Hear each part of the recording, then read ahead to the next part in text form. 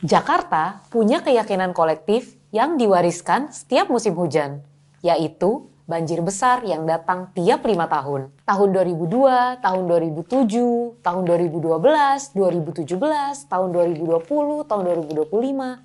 Polanya tampak seperti siklus yang teratur. Tapi emang iya, banjir besar Jakarta selalu terjadi di setiap 5 tahun.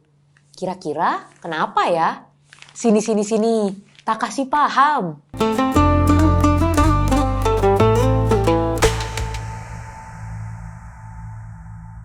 Faktanya, Jakarta sudah akrab dengan banjir bahkan jauh sebelum era kolonial Belanda. Catatan sejarah menunjukkan banjir telah terjadi sejak abad ke-17 dan awal abad ke-20.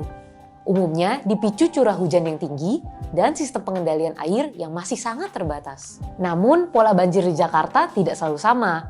Apalagi kalau kita melihat pola banjir selama 1 abad terakhir. Di awal abad ke-20, banjir besar di Jakarta relatif nggak terlalu sering.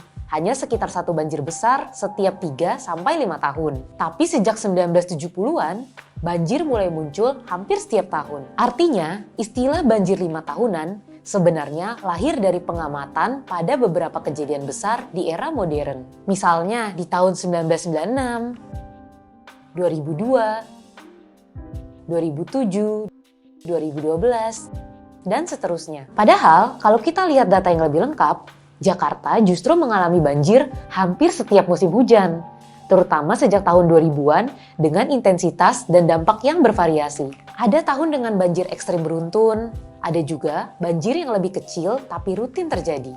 Pola 5 tahunan lebih menyerupai ingatan selektif publik, bukan kesimpulan ilmiah. Kenapa ya bisa berubah sesignifikan ini? Menurut para peneliti iklim dan hidrologi, banjir Jakarta tidak bekerja seperti kalender. Ia adalah hasil tumpang tindih banyak faktor dan sebagian besar bukan sekedar soal hujan. Salah satu masalah utama adalah menurunnya kemampuan kota untuk menyerap air. Ruang terbuka hijau terus menyusut, digantikan aspal dan beton, membuat air hujan sulit meresap ke tanah. Masalah lain yang tak kalah serius adalah penurunan muka tanah. Ekstraksi air tanah selama puluhan tahun membuat sebagian besar wilayah kota turun hingga beberapa sentimeter setiap tahun. Dalam jangka panjang, ini berarti posisi kota makin rendah, sementara volume air dan permukaan laut justru meningkat. Lalu bagaimana dengan perubahan iklim? Apakah hujan punya kontribusi dalam siklus banjir tahunan ini? Perubahan iklim tidak menciptakan banjir Jakarta dari nol, tapi ia mempercepat dan memperparah resiko yang sudah ada. Pola cuaca menjadi tidak stabil, hujan ekstrim semakin sulit diprediksi, dan kejadian yang dulu dianggap langka kini terasa lebih sering. Selain faktor alam, ada juga faktor kebijakan. Tata ruang, izin pembangunan, dan lemahnya penegakan aturan ikut membentuk kerentanan banjir di Jakarta. Kebijakan pengendalian banjir Jakarta selama puluhan tahun juga terus menunjukkan pola yang berulang. Reaktif, bukan preventif. Normalisasi sungai, tanggul, pompa, dan waduk dibangun justru setelah banjir besar terjadi, dan bukan sebagai strategi jangka panjang yang konsisten.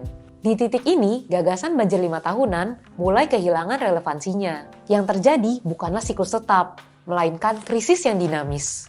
Maka mungkin pertanyaan yang lebih penting adalah, mengapa Jakarta terus hidup dalam gagasan siklus, sedangkan banjir telah menjadi bagian dari keseharian kota?